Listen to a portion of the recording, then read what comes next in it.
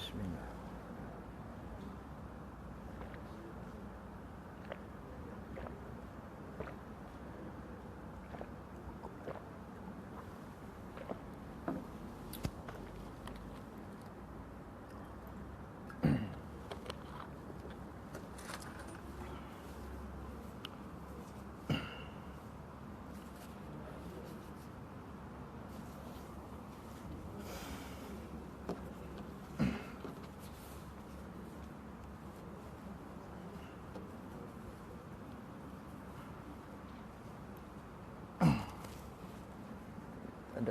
Tak ada speaker.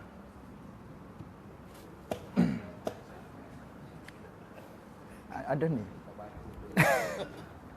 Oh, ni Hussein ni.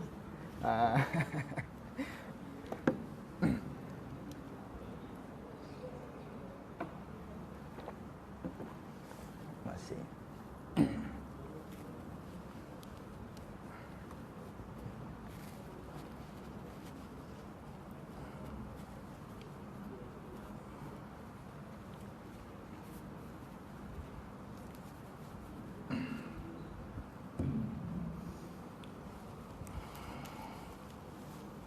Assalamualaikum warahmatullahi wabarakatuh. Bismillahirrahmanirrahim. Alhamdulillahi rabbil alamin. Wassalatu wassalamu ala asyrafil anbiya'i wal mursalin. Sayyidina wa maulana Muhammadin sallallahu alaihi wasallam. Allahumma arina al-haqqa haqqan warzuqna ittiba'ah wa arina al-batina batinan warzuqna ijtinabah. Allahumma faqihna fid din wa 'allimna ta'wilih. Allahumma faqihna fid din wa 'allimna ta'wilih. Allahumma faqihna fid din wa 'allimna ta'wilih. Allahumma nawwir qulubana bi nuri hidayatika kama nawwaltal arda bi nurika syamsika abadan abada. Bi rahmatika ya arhamar rahimin.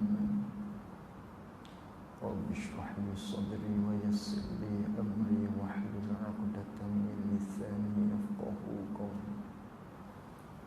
Allahumma akhrijna min zulumatil wahmi wa akrimna bi nuril fahmi waftah 'alaina bi ma'rifatil 'ilmi wassahhil lana abwaaba fadlik wa atmim lana nurana ya arhamar rahimin.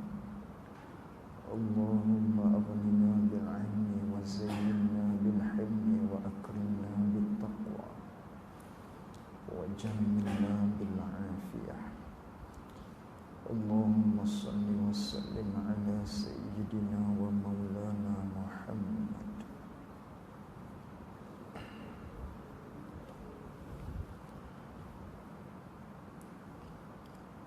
Qala al-mu'allif rahimahullahu ta'ala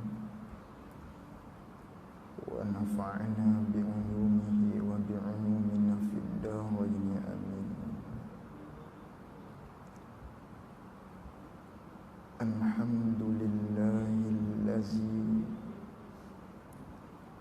atla'a fi samawati qulubil mu'minin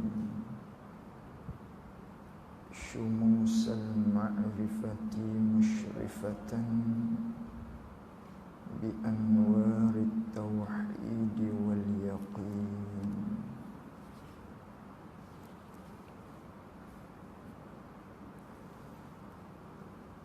Kata Syekh Ahmad Ibnu Muhammad Zain Al-Fatani rahimahullahu ta'ala, puji itu bagi Allah. Allah yang menaikkan pada beberapa langit menaikkan segala hati orang yang mukminin, menaikkan akan beberapa matahari pengenalan, padahal cemerlang ia hati orang mukminin, cemerlang dengan cahaya tauhid dan yakin. Ini bait syair yang pertama. Apa dia nak kata tu tak faham. Jadi malam ni insya-Allah sekiranya ada kesempatan kita hurai dia. Jadi setelah mana Syekh Ahmad memulakan kitab Faridatul Faraid ini dengan katanya Bismillahirrahmanirrahim. Lalu setelah itu dia memuji-muji Allah Subhanahu wa taala dengan mengatakan alhamdulillahillazi atla'a fi samawati qulubil mu'minin. Puji itu bagi Allah. Apa puji itu? Yakni segala puji. Kerana apa segala puji? Kerana faham pada perkataan ataupun kalimah alhamdulillah, asalnya hamdun satu puji, tetapi manakala dimasukkan di awal perkataan hamdun dengan perkataan alhamdu, ditambah alif lam pada kata hamdun, maka yang asalnya makna mufrad satu puji berubah menjadi makna jamak. Asal makna mufrad berubah jadi makna jamak. Asal makna satu puji, hamdun satu puji mufrad, manakala tambah di hadapannya alif lam alhamdu, maka yang makna mufrad tadi itu, makna satu puji berubah jadi banyak, yakni segala puji. Sebab itulah dalam Al-Quran pun Allah Ta'ala berfirman di dalam suratul Fatihah, alhamdulillahi rabbil alamin. Segala puji bagi Allah. Allah tu ialah Rabb yang menjadikan sekalian alam ni. Maka Allah Ta'ala menggunakan perkataan alhamdulillah, tidak gunakan perkataan hamdan lillah. Kalaulah hamdan lillah satu puji, sebaliknya sekarang ditambah alif lam pada hamdun, maka merubah makna satu tadi tu, makna mufrad satu puji berubah jadi jamak, jadi banyak. Maka terjemahannya yakni segala puji. Segala puji tu banyak segala puji tu. Segala puji tu bagi Allah, yakni milik ataupun mustahak ataupun tertentu hanya milik Allah sahaja. Puji-puji, segala puji ni milik Allah Ta'ala jah. Hanya mustahak tertentu puji-puji yang banyak tadi tu hanya milik Allah. Itu panggil segala puji. Maka bila sebut segala puji, banyaklah puji tu. Berapa banyak-banyak tu ada berapa? Maka segala puji tu ada terbahagi kepada 4 bahagian. Ada 4 kategori yang dikatakan alhamdu tadi. Segala puji tu milik Allah, maka segala puji tu banyak. Berapa? Ada 4 bagai. Ada 4 bahagian. Yang ni kita sudah maklum. Cuma kita nak muzakarah ulang-ulang saja. Mana satu puji yang pertamanya, satu bagaian yang pertama, satu bahagian yang pertamanya, bahagian daripada segala puji tu yang ada 4 kesemuanya tu. Yang pertamanya puji qadim bagi qadim. Puji qadim bagi qadim, yakni puji Allah Subhanahu wa taala. Qadim, Allah Taala tu qadim. Dia puji zat dia sendiri. Bila dia puji zat dia sendiri tu sedia kala. Ni kena kepada takluk tanjizi qadim bagi sifat kalam. Manakala kita akan bicara pada sifat kalam nanti, di sifat-sifat Allah Subhanahu wa taala. Maknanya kategori yang pertama segala puji tu iaitulah puji Allah Ta'ala yang qadim. Dia puji zat dia sendiri. Bila dia puji tu sedia kala. Sedia kala lagi dia puji diri dia tu. Dia puji sebagaimana firman Allah Subhanahu wa taala di dalam Al-Quran. Allah Taala sebut ni'mal maula wa ni'man nasir. Allah Ta'ala tu dia kata dialah yang sebaik-baik penghulu. Dialah sebaik-baik yang menolong. Kita ni berhajat pada Allah. Tiap-tiap aduan kita adu kepada Allah Subhanahu wa taala. Maka Allah Ta'ala kata dialah yang sebaik-baik Tuhan dan sebaik-baik yang menolong. Tak ada dah orang lain. Itu dia puji diri dia. Bila dia puji diri dia, sedia kala lagi dia puji diri dia. Sebagaimana termaktub di dalam Al-Quran. Ini panggil puji bagaian yang pertama. Maka dalam bab segala puji ni, maknanya ada 4 kesemuanya. Maka 2 daripadanya mudah kita fahami. Adapun 2 daripadanya lagi tu, ada keliru sikit. Maknanya perlu kepada pencerahan. Maka bagaian yang pertama tadi tu tak ada muskil. Kerana Allah Ta'ala dia puji diri dia. Bila mana dia puji diri dia, maka puji tadi tu kembali kepada dia.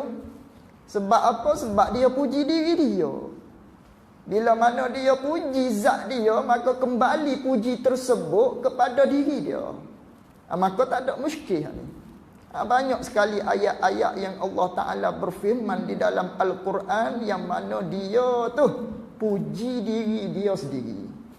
Allah Ta'ala puji diri dia, zat dia. Antara ayat lain lagi, la ilaha illa ana. Tidak ada dah Tuhan yang sebenar melainkan aku, kata Allah Subhanahu wa taala. Tu dia puji diri dia. Ni dia panggil puji qadim bagi qadim. Maka dia puji diri dia ni, kembali puji tadi tu ialah tertentu kepada dia. Ini yang dikatakan segala puji tu milik Allah Subhanahu wa taala saja. Itu bagaian yang pertama. Tak apa, tak ada muskil, tak ada keliru. Kerana dia puji diri dia, maka puji tadi tu kembali pada dia. Yang keduanya puji hadis, puji makhluk. Bila sebut perkataan hadis di dalam ilmu akidah, jangan kita bayangkan hadis Nabi sallallahu alaihi wasallam, tidak. Jangan kita bayangkan perkataan daripada Nabi sallallahu alaihi wasallam ataupun perbuatan Nabi sallallahu alaihi wasallam, tidak. Bila sebut hadis di dalam pembelajaran kita di dalam ilmu usuluddin, ilmu akidah, ilmu tauhid, bermaknanya sesuatu perkara yang sebelum ni tidak ada. Kemudian ada dan lagi akannya tidak ada. Itulah hadis. Benda baru ada atau benda baru hadis. Kita benda baru. Dulu kita tak ada, sekarang ada, lagi akan tidak ada. Tak kira selain daripada Allah Subhanahu wa taala panggil benda baru. Walaupun kain buruk, walaupun kereta buruk, baru juga dalam istilah ilmu akidah, panggil hadis. Maka bahagian yang keduanya, puji hadis bagi qadim. Puji makhluk Allah Subhanahu wa taala, kita hamba kepada Allah Subhanahu wa taala yang qadim. Maka bahagian yang keduanya, kita hamba puji Allah. Umpama kita diberi nikmat oleh Allah, dianugerahkan nikmat oleh Allah Subhanahu wa taala dengan sesuatu nikmat, maka kita puji terlantah di lidah kita, alhamdulillah, aku syukur pada Allah. Atau kita puji Allah Subhanahu wa taala. Atau panggil kita hamba puji Allah. Ataupun di dalam ayat Al-Quran Allah Taala hikayatkan perkataan hamba dia yang mengatakan alhamdulillahillazi hadana. Segala puji bagi Allah yang memberi tunjuk kepada kita, yang memberi hidayah kepada kita, yang membangkitkan kita ni di dalam agama yang sebenar. Syukur pada Allah Subhanahu wa taala. Atau kita puji Allah. Maka bahagian yang kedua ni juga tak ada muskil. Kerana kita puji Allah. Bila mana kita yang memuji Allah Subhanahu wa taala, maka puji tersebut kembali kepada Allah, kepada Tuhan yang kita puji tu. Kita puji siapa? Allah. Maka kembali puji tersebut kepada Allah Subhanahu wa taala. Dua. Yang ketiga, yang ni ada keliru. Bahagian yang ketiganya, puji qadim bagi hadis. Puji Allah Subhanahu wa taala bagi segala makhluk dia. Bagi benda baru ni, Allah Ta'ala puji hamba dia. Ini puji yang ketiga, bahagian yang ketiga. Allah Ta'ala, zat Allah Ta'ala tu, dia puji diri kita, dia puji hamba dia, dia puji ciptaan dia, dia puji makhluk dia, dia puji benda baru. Sebagaimana Allah Ta'ala berfirman di dalam Al-Quran, sebaik-baik hambaku, sebaik-baik hamba aku ialah bahawasanya yang banyak taubat. Ni'mal abdu innahu awwab. Sebaik-baik hambaku ialah bahawasanya yang berakhir taubat, yang suka kepada taubat, yang gemar kepada taubat, yang selalu taubat. Yang ni Allah Ta'ala puji sebaik-baik hamba aku. Allah Ta'ala puji orang yang banyak taubat. Allah Ta'ala puji malaikat. Allah Ta'ala puji nabi-nabi dia. Allah Ta'ala puji rasul-rasul dia. Allah Ta'ala puji awliya illah. Allah Ta'ala puji ulama-ulama. Allah Ta'ala puji siapa tu? Puji hamba dia, makhluk dia. Allah Ta'ala puji benda baru. Maka puji ni pun milik Allah Subhanahu wa taala. Itu ada muskil. Dia puji kita, dia puji para rasul, dia puji nabi-nabi, dia puji malaikat, dia puji aulia illah, tapi tak kembali pada aulia illah puji tadi. Tak kembali pada rasul puji tadi tu. Tak kembali pada malaikat puji tadi. Tak kembali kepada orang yang banyak taubat kepada Allah puji tadi. Itu ada muskil situ. Yang keempat, puji hadis bagi hadis. Puji benda baru ni, iaitulah kita hamba Allah. puji sesama kita yang lain.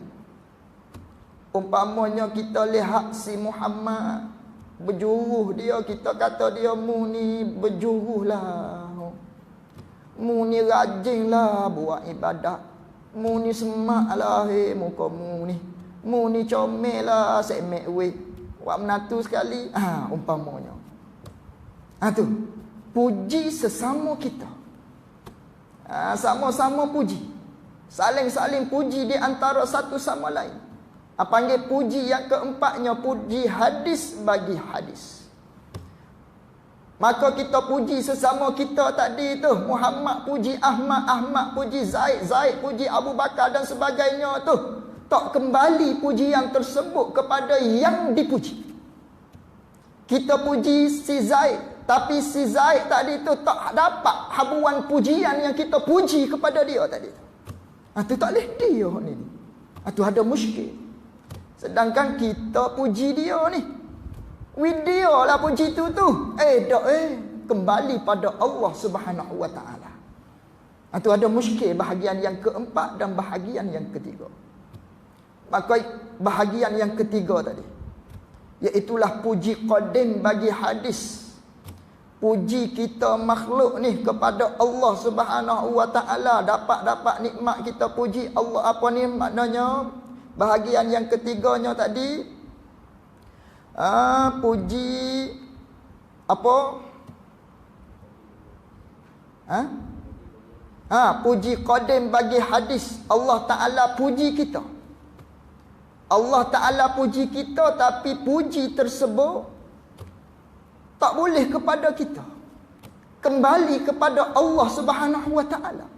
Sedangkan dia puji kita banyak taubat, dia puji malaikat dia, tapi tak boleh kepada malaikat pujian tadi tu. Sebab apa? Malaikat yang banyak taubat, aulia illah, nabi-nabi, rasul-rasul, semua tu siapa buat? Siapa cipta? Allah.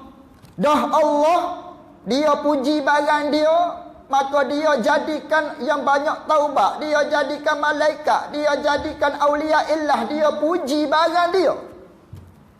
Dia puji perbuatan dia. Dia puji apa hak dia jadi. Maka dia puji apa hak dia jadi tu milik dia, maka dia puji milik dia, kembali pada dia puji tadi. Contoh yang kita boleh fahamnya, misal kita tukar rumah umpamanya. Kita pandai pertukangan, kita pandai buat rumah, maka kita belilah tanah di Ijo dengan harga 50,000. Luk banglo kita beli. Nak beli di puncak alam maknanya tak mampu dah. Kerana golongan beradawan dah di sini ni. Orang-orang kaya. Tak mampu dah nak beli sini, maknanya mahal tanah, mahal rumah. Beli di Ijuk lah umpamanya. Belilah dengan tanah tadi tu nak buat rumah.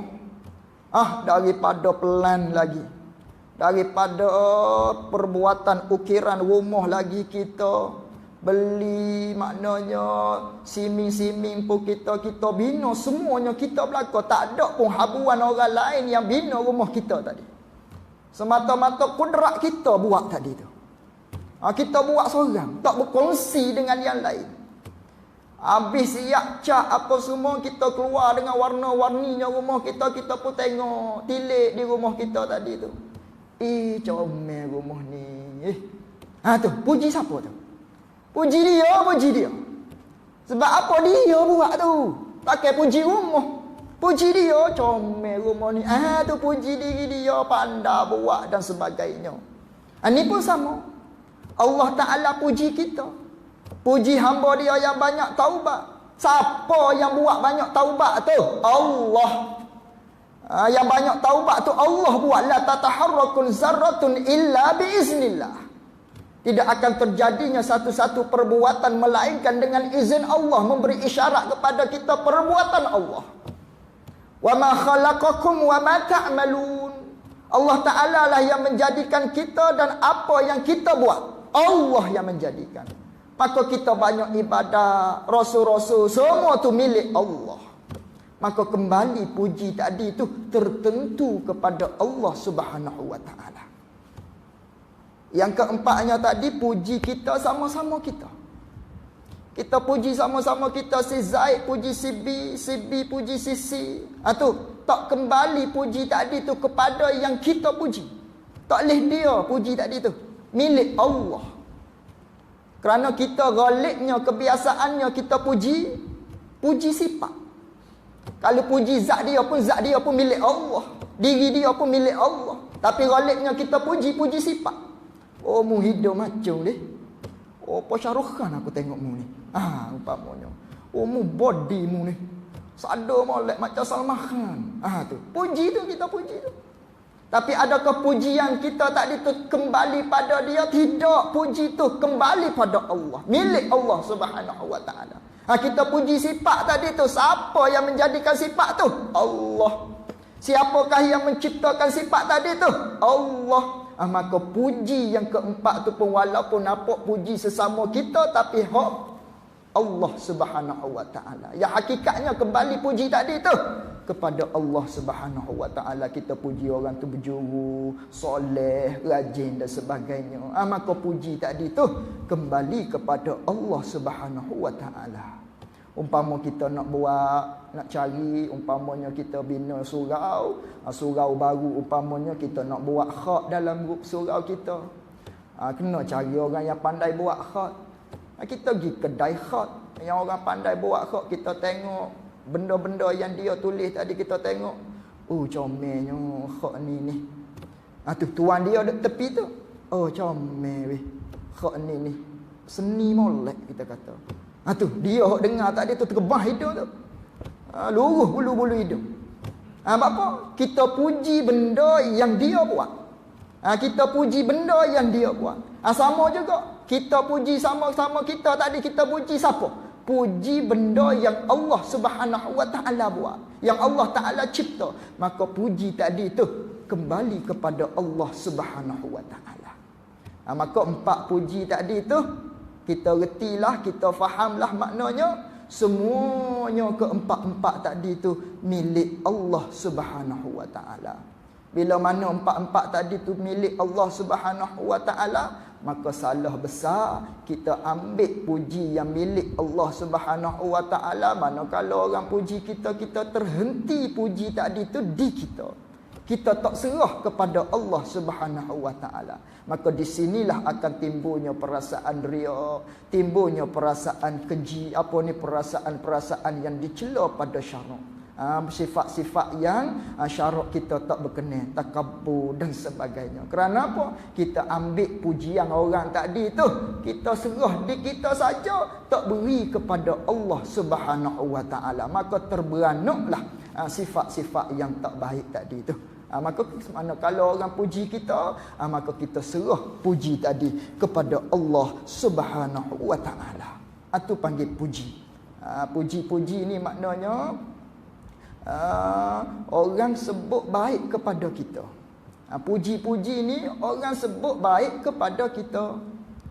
Manakala orang sebut baik kepada kita, nama puji. Orang sebut baik kepada kita tu kerana apa? Kerana Allah Subhanahu wa taala tak buka aib di kita. Dengan bahawa orang puji kita, orang nampak kita tu berjuru baik, soleh dan sebagainya. Maka kalaulah Allah Subhanahu wa taala buka aib kita dengan bahawasanya seseorang tu tahu perangai kita sebenarnya bagaimana, tentu sekali orang tu tak puji dah kita. Boleh jadi orang tu celah nah kita, baru tahu perangamu ni. Selama ni nampak berjuru cih je. Sebab apa? Manakala seseorang tu nampak keburukan kita, maka orang puji-puji ni kerana Allah Ta'ala tutup aib kita. Manakala Allah Ta'ala tutup aib kita nilah kita syukur kepada Allah Subhanahu wa taala. Kita syukur pada Allah Subhanahu wa taala, orang puji kita dan sebagainya. Tapi ingat, puji tersebut jangan sampai kita simpan dalam hati, tapi serah kepada Allah Subhanahu wa taala yang menjadikan kita. Yang hakikatnya membuat kita ni begini. Yang jadikan kita ni dipuji oleh seseorang yang nampak kita baik dan sebagainya. Siapa? Allah Subhanahu wa taala ialah yang melakukan, yang buat dan sebagainya. Salah kita ambil puji tadi, letak di diri kita. Maka dalam bab puji ni maknanya Nabi sallallahu alaihi wasallam kadang-kadangnya dia sendiri puji. Kadang-kadang juga dia cela orang memuji. Kadang-kadang dia sendiri puji. Sebagaimana Nabi kita sallallahu alaihi wasallam dia puji Sayyiduna Abu Bakar radhiyallahu anhu. Nabi kata, "Law wuzinal iman, law wuzinal imani Abi Bakrin bil imanil alam la rajaha." Allah ni Nabi kita puji, sekiranya jikalau ditimbangkan, dineracakan, dihisapkan akan iman bagi Abu Bakar radhiyallahu anhu, dihisap, ditimbang dengan iman segala isi alam ni. Itu Nabi puji.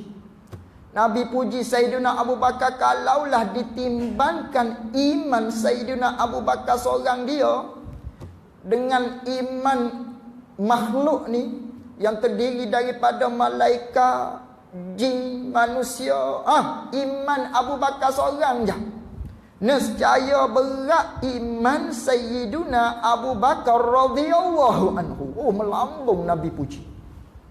Nabi puji Sayyiduna Abu Bakar.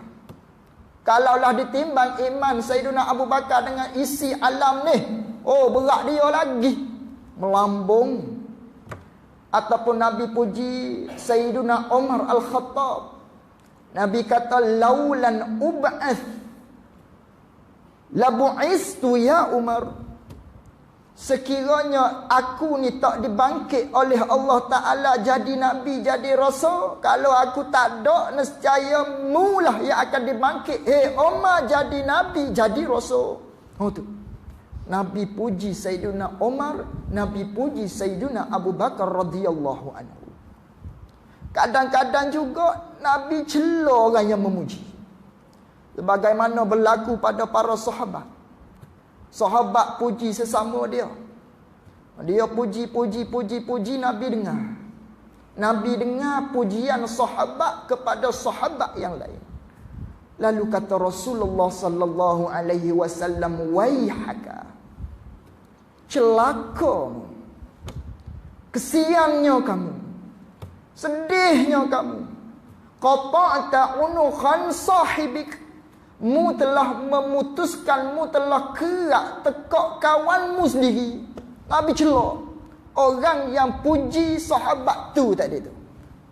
Tadi Nabi sendiri puji, sekarang pula Nabi celak orang yang memuji.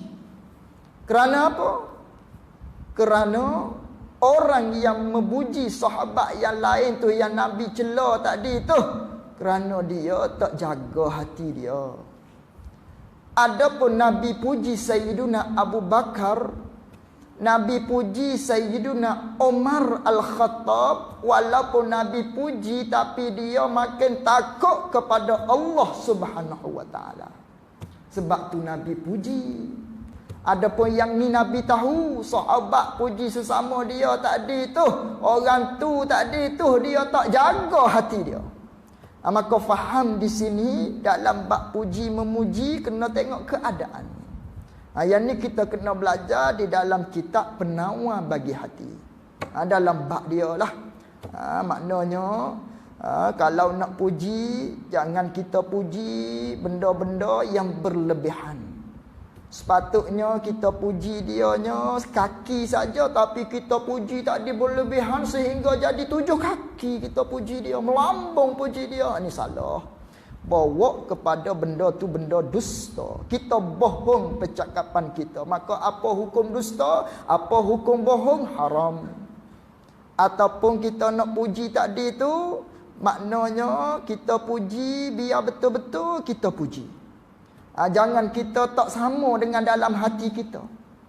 Hakikat dalam hati lain tapi keluar di mulut lain. Tu panggil kita puji tak bertepatan dengan apa yang ada dalam hati kita. Sifat apa tu? Sifat munafik. Sebagaimana firman Allah Subhanahu wa taala, wa iza laqul ladzina amanu qalu amanna wa iza khalau ila syayatinihim qalu inna ma'akum innama nahnu mustahzi'un. Tu sifat munafik. Munafik ni apabila dia bertemu dengan orang-orang Islam, orang-orang yang beriman kepada Allah, dia kata aku pun beriman kepada Allah, aku geng-geng kamu juga. Sebaliknya apabila dia balik, dia bertemu pula dengan puak-puak musyrikin, dia kata oh kita se aku, semua se aku juga. Aku duk puji, aku kata dengan set Islam tadi, maknanya aku kata aku puak-puak dia. Oh, sesungguhnya innama nahnu mustahzi'un. Aku nak olok-olok saja. Tu panggil sifat munafik tadi tu. Maka dalam hal kita nak puji, pastikan kita puji tu sebagaimana yang ada dalam hati kita. Jangan kita orang, maknanya kita puji lagi orang yang fasik, tak boleh juga. Kerana orang fasik ni dilarang oleh Nabi sallallahu alaihi wasallam untuk kita puji. Nabi kata innallaha ta'ala yaghdabu iza mudihal fasiqun. Sesungguhnya Allah Subhanahu wa taala murka, marah kepada apabila seseorang tu puji akan orang-orang yang fasik, akan orang-orang yang zalim. Tak boleh kita nak puji dia. Kita puji umpamanya orang-orang yang zalim sebab apa? Kita puji orang-orang fasik tadi umpamanya kita nak dapat kerja umpamanya. Kita puji nak suruh dia ejah kita begian umpamanya. Itu semua dilarang oleh Allah Subhanahu wa taala. Maka banyaklah sifat-sifat, maknanya antara perkara-perkara yang perlu kita jaga di dalam bab puji memuji ini. Manakala selamat daripada perkara-perkara yang disebutkan oleh ulama-ulama di dalam kitab-kitab tasawuf, maka bolehlah, barulah dibenarkan pada syaraknya untuk kita puji sesama kita tadi. Itu dalam bab pujian. Maka puji, alhamdulillah, kita kata alhamdulillah, kita syukur pada Allah Subhanahu wa taala ni besar. Perkataan tadi itu besar. Dalam sembahyang kita sehari-harinya kita sebut 17 kali. 4 kali di Zuhur, 4 kali di Asar, 3 kali di Maghrib, 4 kali di Isyak, di Subuh 2 kali, jadi 17 kali kita sebut alhamdulillah. Kita duk puji Allah Subhanahu wa taala. Maka kena faham makna tadi tu. Makna tadi tu segala puji bagi Allah tu, biar kita faham, barulah kita jelira kita baca tadi. 17 kali alhamdulillahi rabbil alamin, segala puji bagi Allah. Maka perkataan kalimah puji ni besar. Hikmahnya, maknanya semua nikmat ni datang daripada Allah Subhanahu wa taala. Manakala nikmat ni, nikmat mata umpamanya, nikmat sihat tubuh badan kita, semua tu datangnya daripada Allah Subhanahu wa taala. Maka kita senantiasalah syukur dengan kata alhamdulillah. Kerana apa? Kerana semua nikmat tadi tu datang daripada Allah Subhanahu wa taala. Sebab itulah puji dengan kata alhamdulillah tu besar. Sebagaimana hadis Nabi sallallahu alaihi wasallam sebut, ma un'amallahu ala 'abdin ni'matan faqala alhamdulillah illa kana allazi a'tahu afdala mimma akhadha. Kata Nabi sallallahu alaihi wasallam, tidak memberilah nikmat oleh Allah Subhanahu wa taala atas hamba dia dengan mana makna nikmat, Lalu berkatalah oleh hamba dia tadi tu yang dikurniakan oleh Allah Subhanahu wa taala nikmat kepadanya dengan katanya alhamdulillah. Allah taala beri nikmat pada dia, dia kata alhamdulillah. Maka dengan perkataan tersebut kata Nabi sallallahu alaihi wasallam, dengan perkataan alhamdulillah tu, maka lebih baik daripada apa yang diberi oleh Allah Subhanahu wa taala kepada dia. Ucapan alhamdulillah tu lebih besar daripada nikmat yang Allah taala berikan kepada dia. Sebagaimana kata Al-Imamul Hasanul Basri, "Ma min ni'matin illa walhamdulillahi afdalu minha." Tidak ada satu nikmat pun melainkan ucapan alhamdulillah tersebut lebih besar daripada nikmat yang dianugerahkan oleh Allah Subhanahu wa taala kepada seseorang tersebut. Kerana apa? Kerana nikmat yang Allah taala beri tadi itu sementara. Sementara. Contoh, Allah taala beri kepada kita kekayaan. Ada dalam bank kita 500,000 sejuta duit kita. Dengan duit tadi tu kita dapat beli rumah umpamanya. Beli rumah besar. Maka kita beli rumah tadi tu, kita pun ucap alhamdulillah. Kerana ni nikmat daripada Allah Subhanahu wa taala.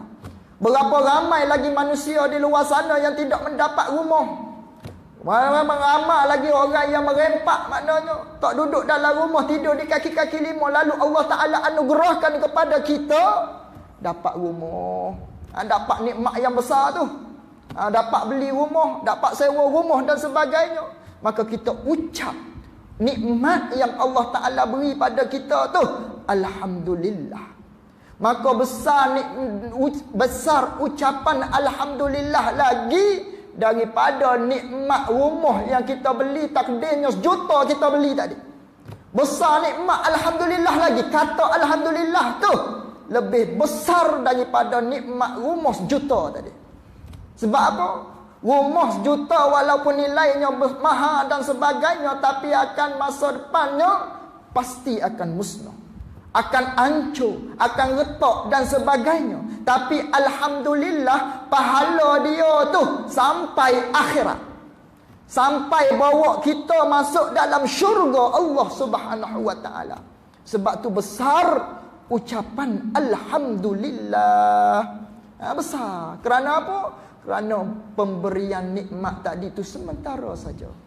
Ad-dunya mata'. Dunia ni adalah jenis dia sementara. Nama dunia ni jenis dia nya peseng sementara. Tengok, kita beli kereta baru Honda Estima umpama apa ni, Toyota Estima Velfire, tak kira lah. Sebentar saja serah sedap. Rasa sedap tadi naik tu sekejap saja. 3 bulan, 4 bulan, setahun paling lama. Lepas tu tak berasa sama. Sama dengan kancil berasa. Sama dengan Viva. Sama tarah lah. Kita sayang pada benda tu sekejap saja. Lepas tu kucing nak berok atas tu apa semua. Tak percaya dah. Sebab apa? Kerana nikmat dunia ni sementara saja. Tak sama dengan pahala tadi. Sehingga akhirat. Bawa masuk dalam syurga. Walaupun dunia tu jenis dia kesedapan sementara, kata Nabi sallallahu alaihi wasallam, wa khairun mata'iha al-mar'atu salihah. Tapi dalam banyak-banyak nikmat dunia yang sementara tadi tu, yang sebaik-baiknya kata Nabi sallallahu alaihi wasallam ialah memiliki perempuan ataupun isteri yang salihah. Yang ni paling baik sekali. Yang ni paling dipuji di dalam banyak-banyak nikmat yang jenis dia sementara. Maka kita pilih. Maknanya nak jadikan isteri, cari yang solihah. Didik anak kita biar jadi perempuan yang solihah. Kerana apa? Kerana perempuan yang solihah inilah yang dipuji oleh Nabi sallallahu alaihi wasallam dengan katanya, wa khairun mata'iha al-mar'atu solihah. Isteri yang soleh, isteri yang berbakti pada suami dia, isteri yang dengar kata suami dia. Kerana apa? Kerana suami dia seolah-olahnya syurga bagi dia. Seolah-olahnya di tapak kaki suami itu ialah syurga bagi seseorang suami. Jannatuki wa naruk, kata Nabi SAW, suamimu tu neraka bagi kamu ataupun syurga bagi kamu. Maka hormati suami kita. Kita sedar kita ni permaisuri. Maka bila kita permaisuri, kita tak boleh nak lawan ingkar perintah raja. Suami tu raja. Bila raja, dia berhak nak buat apa sekalipun. Maknanya raja-raja ni pangkat dia tinggi. Permaisuri tu bawah sikit maknanya. Tapi kadang-kadang kita ni sayanglah. Akhir zaman ni ada juga maknanya yang raja nak tukar pangkat jadi permaisuri. Ambil kamu lah raja ni. Aku tak say. Aku nak jadi permaisuri, kata dia. Tu tukar pangkat. Takut bini dia. Nak minum air redik pun payah. Dengan kawan-kawan maknanya. Hanya celek mata kau semua isteri dia tadi masuk balik dalam rumah. Allahu Rabbi. Tu jangan. Dayus. Lelaki dayus di pintu syurga ada tertulis tak boleh masuk bagi lelaki yang dayus. Jaga. Suami isteri pula jaga tingkah laku kita dengan suami. Maknanya dia raja. Maknanya dia seolah-olahnya di tapak kaki dia nya syurga. Syurga kita, bakti kita kepada suami kita. Sebab itulah maknanya di perempuan ni, walaupun dia amat ibadat dia kurang, yang sunat-sunat, tapi Nabi SAW kata sekiranya bagi seseorang isteri tadi tu dia jaga amalan-amalan yang fardu, sembahyang fardu, puasa bulan Ramadan dan perkara-perkara yang wajib, maka dia taat kepada suami dia, maka dia boleh pilih mana-mana pintu syurga yang dia masuk. Mudah je bagi perempuan. Tapi bagi lelaki, maknanya bagi suami pula, walaupun dia kasih setara mana pun kepada isteri dia, yang paling nombor satunya ialah ibu dia. Bagi suami tadi itu pula, bagi seorang anak laki-laki itu pula, yang paling maknanya nombor satu sekali ialah ibu dia. Ibu dia tu syurga bagi dia ataupun neraka bagi dia. Tekek bagi seorang suami nak masuk syurga kalau ada kedua ibu bapa dia, mereka itulah tekek dia. Ataupun sekiranya ada salah seorang daripadanya, mereka itulah tekek bagi seorang suami ataupun anak lelaki ataupun anak perempuan yang tidak berkahwin lagi umpamanya. Itu ibu dia. Kedua ibu bapa dia tu tekek kepada syurga dia. Tiba-tiba tekek ada tangan kita soyak dia, tak boleh masuk syurga. Kita soyak. Kita apa ni? Maknanya bahasa sini. Kita koyak. Soyak, koyak. Kita koyak dia. Maka tak dapat kita masuk syurga. Sebab itulah bakti kedua ibu bapa tu besar. Tengok firman Allah Subhanahu wa taala. Allah Taala berfirman, wa'budullah wala tusyriku bihi syai'an wa bil walidaini ihsana. Wa'budullah, hendaklah kamu sembah Allah. Wala tusyriku bihi syai'an, jangan sesekali kamu menduakan Allah, jangan sesekali kamu mensyarikatkan Allah, jangan sesekali kamu syirik pada Allah. Lepas daripada ayat tauhid, Allah Ta'ala selangi dia dengan ayat bakti kepada kedua ibu bapa. Wabil walidaini ihsanan, dengan kedua ibu bapa kamu tu hendaklah kamu buat baik. Lepas ayat tauhid, Allah Ta'ala perintah supaya kita anak ni, sama ada anak lelaki ataupun anak perempuan yang belum lagi bersuami, kena berbakti dengan kedua ibu bapa kamu. Bakti. Apa beza? Allah Ta'ala tidak menggunakan wa ilal walidaini ihsanan. Tapi sebaliknya Allah Ta'ala kata, Allah Ta'ala berfirman wa bil walidaini ihsanan. Dengan kedua ibu bapa kamu hendaklah kamu buat baik. Allah Ta'ala tak kata wa ilal walidaini ihsanan. Kepada kedua ibu bapa kamu hendaklah kamu buat baik. Sebaliknya Nabi Allah Ta'ala kata dengan kedua ibu bapa kamu hendaklah kamu buat baik. Balil ilsaq. Maknanya berdepek begitu. Ba. Dengan kedua ibu bapa kamu hendaklah kamu buat baik. Contoh. Kita beli buah apple, buah lima umpamanya. Beli baju raya umpamanya, beli buah lah. Beli buah durian, musangking kita beli. Lalu tu kita kirimkan kepada seseorang yang berhampiran, maknanya nak lalu ke rumah kedua ibu bapa kita. Kita kirim pada dia. Muak balik pada kedua ibu bapa aku nak ada hijau ni. Ada outstation dan sebagainya, gaduh, ularak dan sebagainya. Muak balik. Aku beli kepada dia ni, aku kirim pada mu lah. Supaya mu sampaikan buah ni kepada kedua ibu bapa kamu. Panggil kita tu buat baik tu. Buat baik kepada ibu bapa kita. Tapi adakah masuk di dalam firman Allah Subhanahu wa taala yang Allah Taala kata dengan kedua ibu bapa kamu hendaklah kamu buat baik? Tak masuk. Nak mengisyaratkan kepada kita payah buat bakti pada ibu bapa ni. Nak ceritanya bakti kepada ibu bapa ni terlalu besar sehingganya walaupun kita buat baik setara mana pun, sebaik-baik habis baik pun tak tercapai, maknanya tak terbalah jasa ibu bapa kepada kita. Sebab itulah Allah Ta'ala guna wabil walidaini ihsanan. Maknanya kita kena buat balik sendiri buah tadi. Ambil buah buat balik sendiri, bagi pada kedua ibu bapa kita. Adakah masuk wabil walidaini ihsanan? Tak masuk lagi tu. Kena ketuk pintu masuk, koyok pula. Kena belah pula pada kedua ibu bapa kita. Adakah masuk wabil walidaini ihsanan? Tak masuk lagi.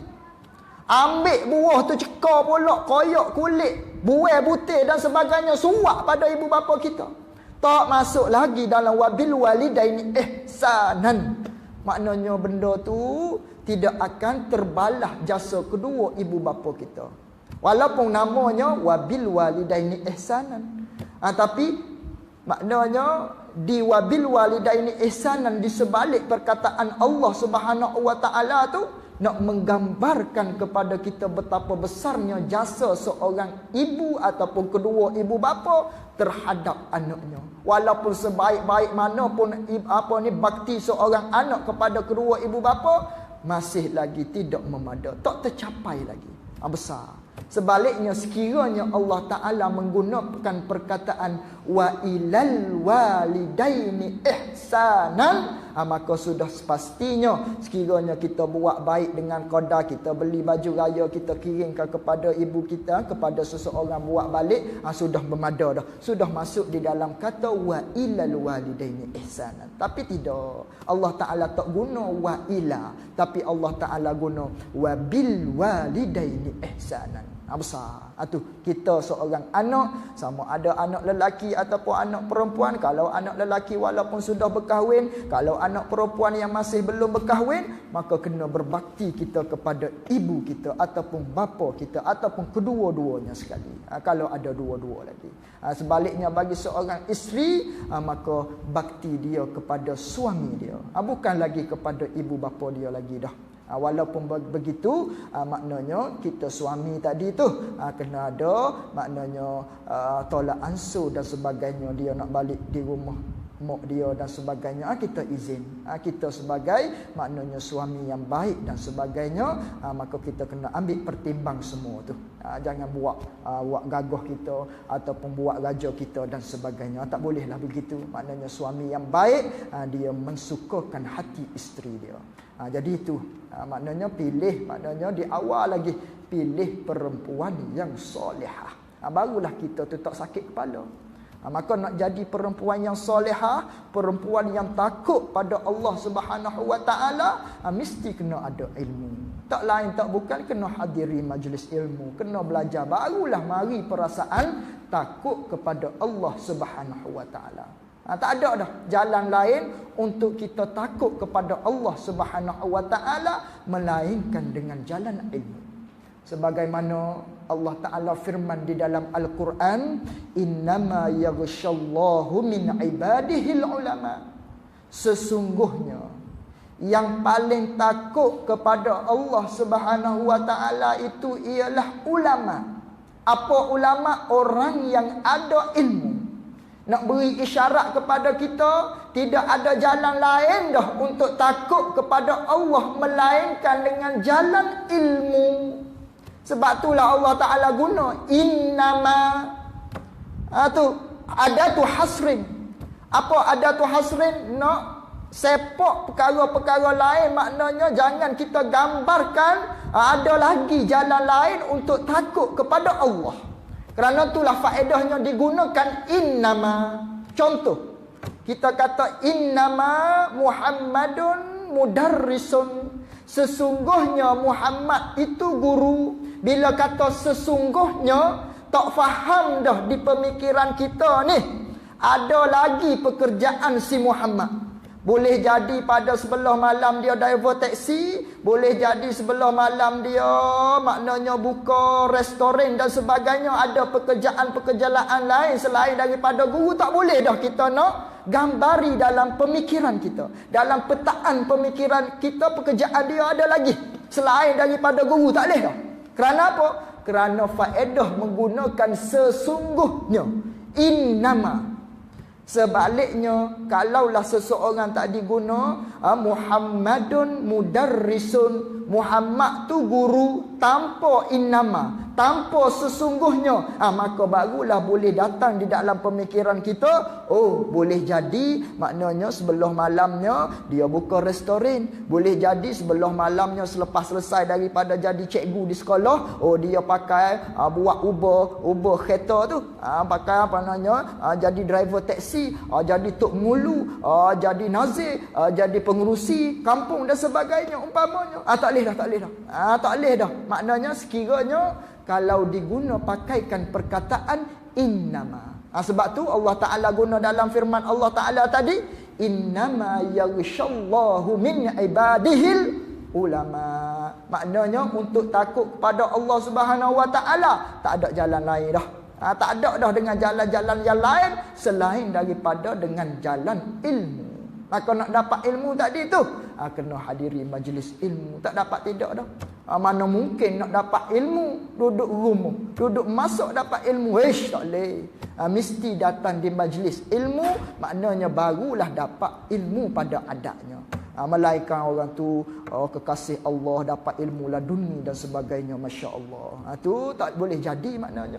Tapi pada ghalibnya, maknanya pada hukum adatnya, nak dapat ilmu tadi tu kena duduk di dalam majlis ilmu. Sebab tu besar majlis ilmu tadi tu, besar. Tu Nabi SAW kata, maknanya tadi syukur-syukur ni besar. Syukur-syukur ni besar tak besar, ucapan Alhamdulillah tu lebih besar daripada maknanya nikmat yang kita dapat tu. Dengan bahawasanya ucapan Alhamdulillah dapat ke syurga kita. Dengan pahala yang ucapan Alhamdulillah tadi tu. Sebagaimana Nabi sebut Alhamdulillah tamla'ul mizan. Ucapan Alhamdulillah, tanda kita syukur kepada Allah Subhanahu wa Ta'ala, memenuhi mizan kita di akhirat, memenuhi neraca kita. Sebut Alhamdulillah, berat neraca kita di akhirat. Manakala ditimpang akan jadi berat. Sebab apa? Ada ucapan Alhamdulillah. Besar ucapan tadi tu. Ucapan Alhamdulillah sepatah, dua patah. Alhamdulillah. Dapat nikmat Alhamdulillah. Besar. Memenuhi mizan kita, memenuhi neraca kita di akhirat. Dia penuh neraca ke? Dia berat baik kebajikan syurga lah. Berlaku keadilan Allah Subhanahu wa Ta'ala, syurga jawab dia. Itu besar. Ucapan Alhamdulillah jangan kita tinggal. Amalkan di bibir mulut kita ni Alhamdulillah. Masuk dalam hati kita, syukur kita kepada Allah Subhanahu wa Ta'ala di atas nikmat yang Allah Ta'ala kurniakan kepada kita. Satu hadis lagi yang Nabi kata, lau anna dunya kullaha bihazafiriha, lau anna dunya kullaha bihazafiriha, sekiranya adalah dunia tu Yang mana dunia tadi kesemuanya, isi-isi kemewahan yang ada di dalam dunia milik dia. Biyadihi rajulun min ummati. Ada pada tangan daripada lelaki, daripada kalangan umat aku, kata Rasulullah sallallahu alaihi wasallam. Kemewahan dunia semua milik dia. Semua isteri comel milik dia, kereta besar pun milik dia, rumah besar milik dia, kekayaan milik dia, kemuliaan pangkat milik dia. Segala-gala milik dia seorang. Ada pada seorang laki-laki daripada kalangan umat Nabi sallallahu alaihi wasallam. Walaupun begitu, kata Nabi sallallahu alaihi wasallam, summa qala, lalu tu berkata lelaki yang memiliki semuanya, maknanya kemewahan dunia milik dia kata alhamdulillah. Dia syukur kepada Allah Subhanahu wa taala di atas nikmat yang Allah taala beri kepada dia, kemewahan dan sebagainya. Lakanat alhamdulillahi akbaru min zalik. Adalah ucapan alhamdulillah dua patah tadi tu dibandingkan dengan seluruh isi dunia ni milik dia saja, kemewahan dunia milik dia saja, tidak adalah bagi yang lain, hanya milik dia. Dengan perkataan alhamdulillah dua patah tadi tu lebih besar daripada nikmat yang diberi oleh Allah Subhanahu wa taala. Itu yang dikeluarkan daripada hadis Ibnu Asakir ataupun Imam Tirmizi pun ada maknanya. Itu besar. Besar maknanya perkataan alhamdulillah. Besar, sebab itulah maknanya dapat nikmat daripada Allah Subhanahu wa taala, maka kita syukur kepada Allah Subhanahu wa taala. Jangan lupa kepada Allah Subhanahu wa taala. Maknanya di awal-awal kita dapat nikmat daripada Allah, mulakan nikmat tu dengan bismillah, sebagaimana yang kemarin kita cerita. Dapat pula di diri kita tadi, mula tadi dengan bismillah. Bila dapat pula sudah tu, kata alhamdulillah. Besar. Besar dua-dua kalimah ni.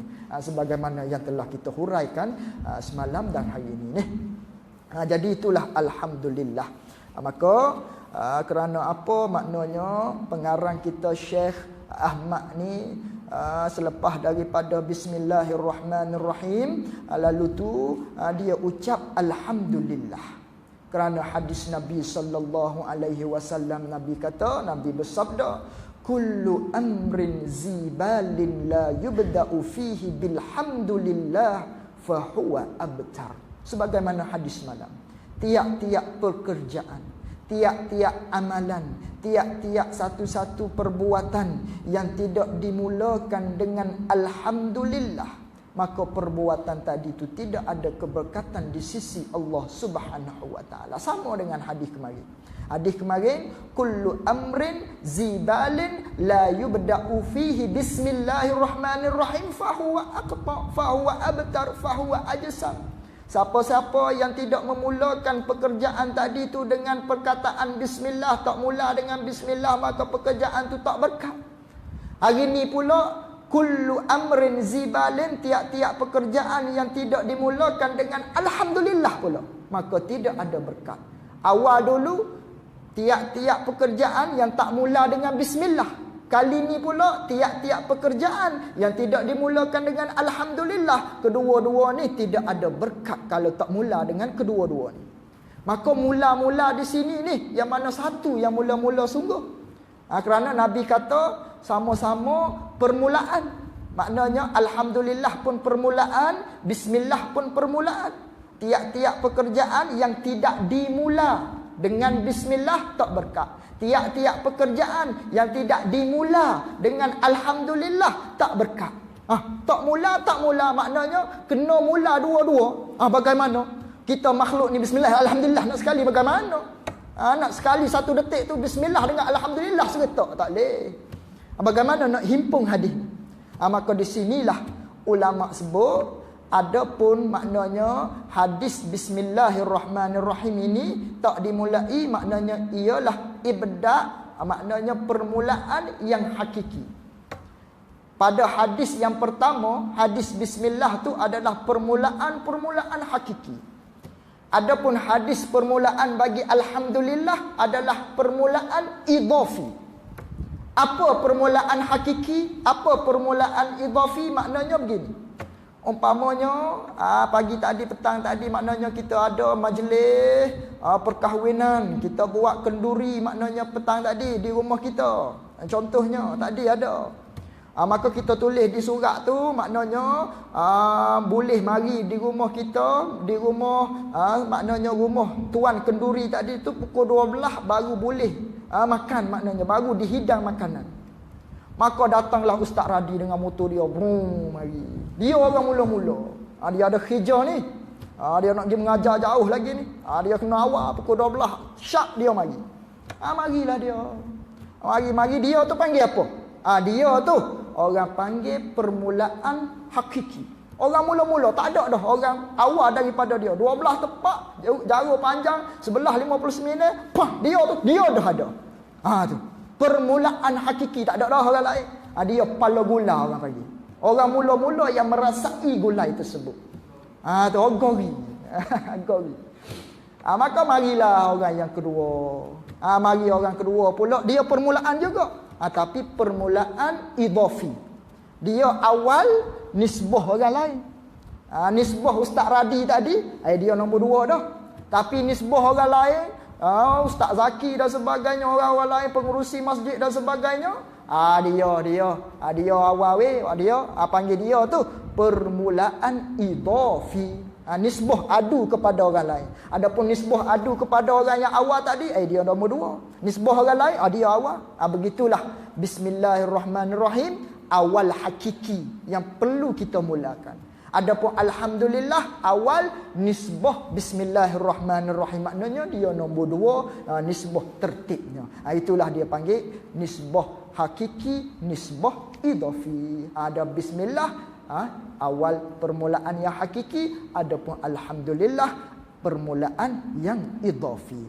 Itu sedikit sebanyak berkaitan dengan alhamdulillah. Maknanya malam ni sepatutlah, malam ni semalam pun sepatut, malam ni pun sepatut. InsyaAllah lepas daripada raya lagi sepatut pula. Sepatut. Ada banyak dah lah. Tu dah lah, bismillah dengan alhamdulillah lah, maknanya banyak sikit. Lepas daripada ni insya-Allah lah, naknya insya-Allah mudah-mudahan kita diberi kefahaman oleh Allah Subhanahu wa taala. Wallahu a'lam wa ilmuhu wa atam. Insya-Allah kita sambung lain kali pula. Ada sikit lagi. Baru ingat. Ada di tepi tu, di tepi maknanya kalau kita jawi di tepi, kalau kita rumi boleh jadi bawah dia. Bawah kah? Ada di bawah faedah.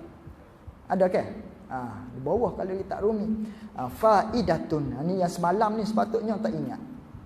Faidatun, hazihi faedah, maknanya ini suatu faedah yang sangat besar. Faidatun, menakal setengah mereka itu ulama. Maknanya menakal, mengambil perkataan ataupun pindah daripada kitab lain, ambil buat masuk dalam kitab ni, itu panggil menakal. Faidatun, ini suatu faedah yang sangat besar kepada kita. Menakal setengah mereka itu ulama, ambil daripada kitab lain buat masuk dalam kitab ni.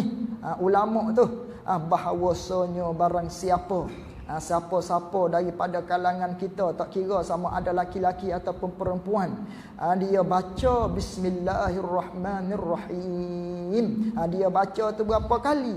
41 kali. Dia baca 41 kali. Lepas dia baca 41 kali, kemudian dihadiahi akan bismillah tu. Dia menghadiahkan bismillah tu. Dihadiahi kitab kita ni, tapi kitab asalnya dia menghadiah yang asalnya. Kemudian menghadiah akan bismillah yang dia baca 41 kali sebanyak tu dia hadiahkan kepada empunya tubuh kitab kita ni yang asalnya naubah, yang empunya naubah. Apa empunya naubah? Yakni malaikat-malaikat yang jaga huruf-huruf tu, yang jaga huruf ba, yang jaga huruf sin, yang jaga huruf mim, yang jaga huruf alif. Dia ada khadam malaikat yang tolong jaga tu. Bukan syirik dak ni. Maknanya dia hadiahkan 41 kali tu kepada empunya huruf tadi tu. Dan berkata ia barang siapa ia seorang, hei ahli naubah, Hei malaikat yang menjaga huruf-huruf pada bismillahirrahmanirrahim ni, dia kata dia niat dalam hatinya apabila dia sedekahkan bismillahirrahmanirrahim pada malaikat yang duk jaga tu, bahawa aku di dalam pemeliharaan kamu malaikat. Malaikat yakni dengan izin Allah. Tambah situ dengan izin Allah. Kita tak boleh lari dengan izin Allah Subhanahu wa taala. La tataharrakun zarratun illa bi iznillah, maknanya nescaya sentosa ia seseorang yang membaca tu, dia maknanya sentosa daripada tiap-tiap merbahaya dan terpelihara daripada segala bala. Siapa-siapa maknanya yang baca bismillahirrahmanirrahim sebanyak berapa? 41 kali. Dia baca, maka Allah Taala jaga dia daripada bara bahaya dan terpelihara daripada segala bala pada hari tersebut. Ini maknanya faedah sajalah sebagai kita buat amal daripada bismillahirrahmanirrahim. Dan daripada Syekh Muhammad Tahir, ni ulama dalam bab percaraan berkaitan dengan khasiat ni lah, perubatan ni. Syekh Muhammad Tahir Sumbul, dia kata bagi menunaikan sebesar-besar hajat, kalaulah kita ada hajat besar tapi bukan hajat remeh-temeh dak. Nak kereta pembaca hak ni bukan dia, yang besar-besar. Manakala seseorang tu nak menunaikan sebesar-besar hajat, bahawa dibacakan 786 kali. Baca 786 kali. 786 kali. Ni ambil daripada abjad bismillah. Bismillah tu kalau kita belajar dalam ilmu, maknanya ilmu percaraan berkaitan dengan, kita panggil perbomahan lah, berkaitan dengan perubatan ni. Ba tu dia ada markah dia, umpamanya 10. Sin tu dia ada markah dia, mim tu dia ada markah dia, alif tu dia ada markah dia. Kalau kita tengok rujuk pada kitab-kitab perbomahan, kitab-kitab perubatan ni, dia ada markah dia. Maka bismillahirrahmanirrahim semua sekali campur 786 markah dia semua sekali, mula daripada ba sampai alhamdulillah bismillahirrahmanirrahim. Mim pada ar-rahim tu campur semua, jumlah dia 786 kali. Sebab itulah baca 786 kali nak ambil berkat daripada tadi markah pada bismillahirrahmanirrahim tu. Dia baca akan doa basmalah ini, bukan baca bismillahirrahmanirrahim 786, baca doa bagi basmalah. Apa doa dia nya? Iaitu doa dia tu, Allahumma antalaha walau azumat farrijha bifadlin bismillahirrahmanirrahim. Baca 786 kali. Allahumma antalaha walau azumat farrijha bismillahirrahmanirrahim. Allahumma antalaha walau azumat farrijha bifadli bismillahirrahmanirrahim. Baca 786 kali. Apa maksud doa tadi tu? Hei Tuhan, maknanya engkaulah baginya segala hajat. Maknanya tidak ada orang yang boleh menunaikan hajat melainkan engkau, wahai Allah Subhanahu wa taala.